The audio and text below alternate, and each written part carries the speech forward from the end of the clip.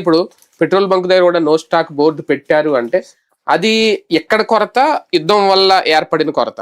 అంటే ఒకటి నాకు అర్థమైనంత వరకు సమాజపు ప్రభావం, సమాజ వ్యవస్థలని ఒక నిర్మాణాత్మకమైనటువంటి జర్నలిజం చేసే వ్యవస్థ చచ్చిపోవడం అసలు కారణం.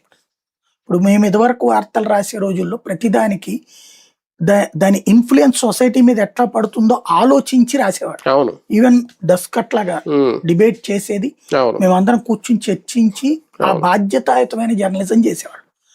ఇప్పుడు బాధ్యత రాహిత్యమైన జర్నలిజం నడుస్తుంది. ఒక వదంతిని సృష్టిస్తున్నది పేపర్. నేను ఇందాక చూస్తే టీవీ ఛానళ్లలో సోషల్ మీడియాలో పోస్టుల వల్ల జనాలు క్యూ కడుతున్నారు. సోషల్ మీడియాలో పోస్టుల వల్ల ఎవడు క్యూలు కట్టల. మొన్న టీవీ9 సిఎన్జి బంకుల దగ్గర క్యూలు కట్టున్న ఆటోల గురించి వేసాడు. నాకు తెలిసి అంతకుముందు కూడా సిఎన్జీలకు ఇట్లాంటి క్యూలు చాలా సార్లు చూశాను నేను, సిఎన్జి కొరతలు.